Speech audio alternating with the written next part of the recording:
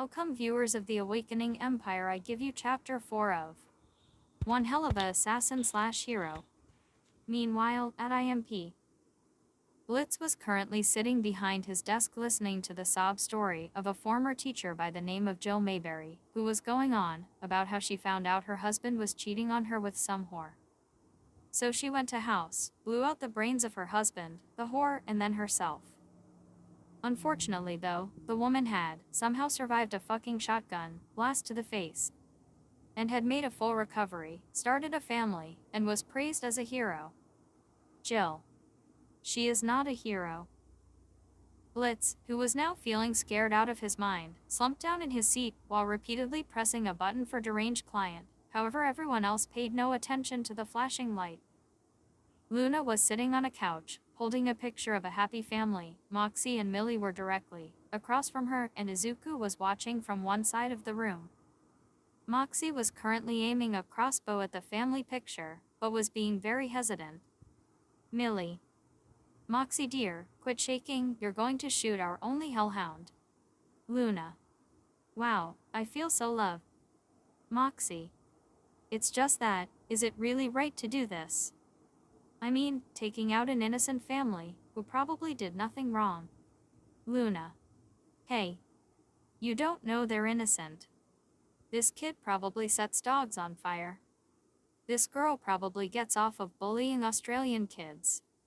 And this guy definitely watches. Then Izuku decided to chime in. Izuku. Look Moxie, I for one understand where you're coming from. But just because a family may look innocent, doesn't mean they are. The group turned to Izuku. The way he said that, it was like he was talking from personal experience, but decided not to question any further. Moxie. I understand, but can't we maybe be a little bit more selective with our targets? Just then, Blitz came bursting through the door with Jill at his side. Blitz. Guys, I want you to meet. Startled, Moxie shot the arrow, which bounced around the room for a bit, until Izuku ended up catching it. Blitz. Our new client. Jill. Hello. My name is Jill Mayberry. I'm just gonna go straight to the point. I need you to kill this bitch who slept with my cheating bastard of a husband. Blitz. Alright gang, you know the drill. Pack your weapons, and let's go kill a bitch. Izuku. Sir. Blitz. What? Izuku. I was wondering if maybe I could take this job on my own. Everyone was understandably surprised by this. The new recruit, who hadn't even killed a single person yet, wanted to do the job on his own. Millie.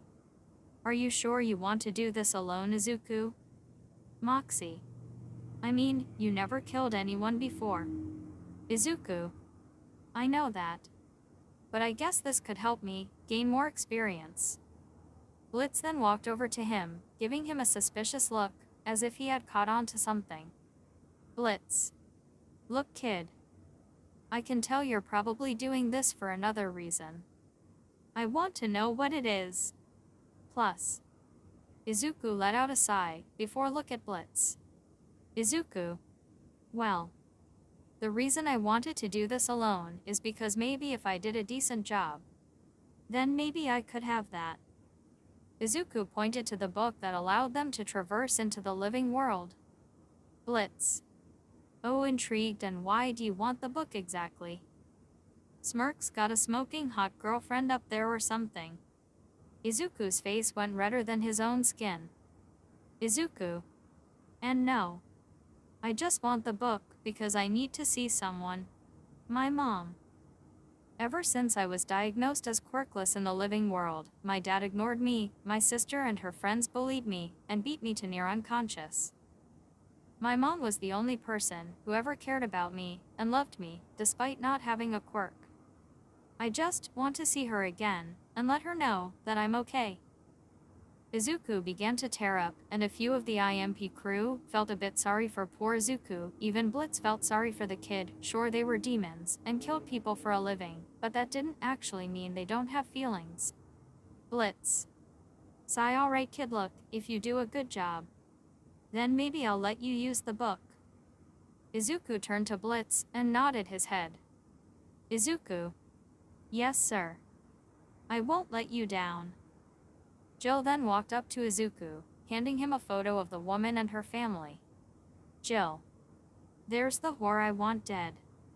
If you can maybe get me a photo of the bitch before you kill her, I would greatly appreciate it. Plus, Izuku. I'll see if I can do that for you, Ms. Mayberry. Jill. Smiles, no need for the formalities, just call me Jill. Luna then used the book to open up a portal to the living world, as Izuku stood in front of it. Izuku. Alright, here we go. Turns to Luna and smiles, thanks Luna. Izuku then walked through the door, as Luna watched him, with a light smile on her face. Luna. Why, you're welcome. Izuku then appears in a dense forest, at first confused about where he was, until he noticed some lights in the distance. He walked through the bushes and soon came across a lone house sitting in a clearing. Izuku then slowly made his way over to one of the large windows, and peeked inside. Seeing the family all sitting together having dinner. Izuku sat there, wondering how he should take out the target, until suddenly, his vision became blurry and his head began to throb in pain. Izuku held his head, trying his best not to yell in pain, and that's when he saw it. Visions of the entire family, committing terrible, and I do mean terrible things. The whole family took part in human flaying, cannibalism, and the wife was still a cheating whore, even after starting a family. Izuku. Jesus. Not only is she guilty, but her whole damn family is. Izuku then put on a determined face as he walked over to the front door, pulling out his sword. He then knocked on the door, getting the family's attention. Plus, Martha. Now who could that be? Ralphie. I'll go get it, dear. The husband then goes over to door and opens it, only to be met with a sword, penetrating his gut, and then a hand covering his mouth. Izuku then looked at the man with a devilish grin, before placing a finger to his mouth, making a shush noise. Izuku. Now. Don't scream. Wouldn't want your family to know what's happening. That would ruin the surprise. Izuku then pulled the man away, as he let out a few muffled screams. The family was still sitting at the table, waiting for their father to return. Martha. Now what is taking your father so long? Just then, something came crashing through the window, spraying blood and guts all over the table and family as the mutilated body of Ralphie landed on the table, much to the family's shock. Martha. Ralphie. Izuku. One scumbag down. 3 more to go. Martha. Who's there? Show yourself, you damn freak. A dark silhouette then appeared behind the 2 kids, and a spear-tipped tail stabbed both the children in the head. Martha. Notices her children, my babies. She then pulls out a shotgun from underneath the dinner table, and shot at the figure, who disappeared back into the shadows.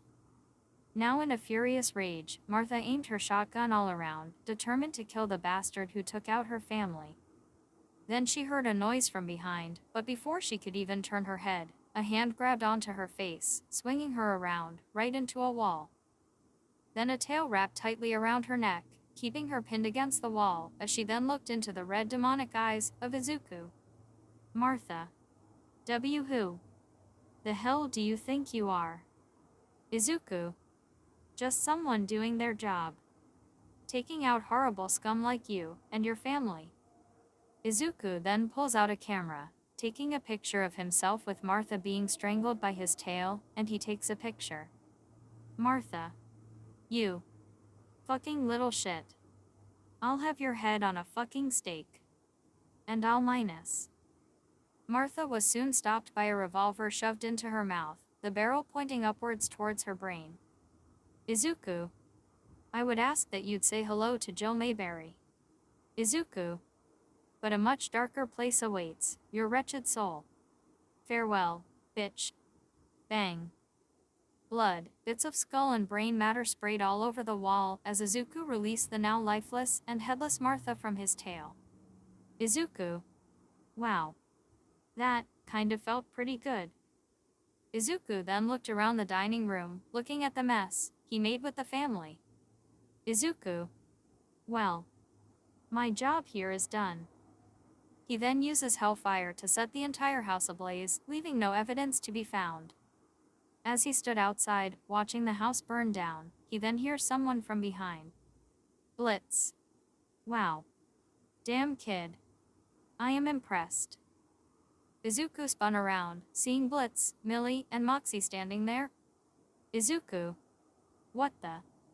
When did you guys get here? Millie. About a minute after you went through the portal. Blitz. We just wanted to watch you just in case you fucked up or something, cause you know, you're a rookie, and usually rookies tend to make a lot of fuck-ups, especially when they do a job alone. But not you. Moxie. I'm honestly surprised you didn't hesitate killing the entire family. Izuku. No. They weren't innocent, Moxie. While I was outside the house, I had this strange vision of the family. And I saw they were all guilty. To summarize it, they were all sick cannibals. The imp trio was shocked to hear this revelation. They thought only the woman was bad, but as it turned out, her entire family was. Izuku then turned to Moxie. Izuku. It's like I said before, Moxie, a family may look innocent, but that doesn't mean they are. And with that, everyone went back through the portal to hell. Everyone celebrated to the fact that Izuku, a new kid who had just joined IMP not too long ago, got his first kill, or kills I should say. After all that, Blitz came up to him, with the book in hand. Blitz. Alright kid, here you go. Since you did a fine job with that shitty family, I suppose I'll let you use the book. But only once. Well. Unless you keep doing a good job. But no guarantees. Izuku. Thank you, sir. Izuku then used the book to open a portal, back into the living world. Once he stepped through, he recognized the street he was on, and after walking for a little bit, he then reached his home. Izuku stood there for a few moments, looking at the house. Izuku. Well. Home sweet home. Wait. Oh crap. I can't let her see me like this. She probably wouldn't recognize me. Izuku began to think, until he remembered a spell he could use. He had never gotten the chance to use this spell, so now was pretty much a good time to use it. After a few tries, a blue flame then surrounded Izuku's body, before dissipating after a few seconds, and Izuku was back in his human look. Izuku. Much better. He said to himself as he walked over to the front door, took a deep breath, and knocked on the door. After a few moments of waiting, the door finally opened, and Inko stepped into view. Her face had sort of a forced smile on it, but when she laid her eyes on Izuku, that smile disappeared, and her eyes widened as the two of them stared at one another. Inko. Izuku. Izuku put on a similar smile he had ever since he was a child. Izuku. Hi mom.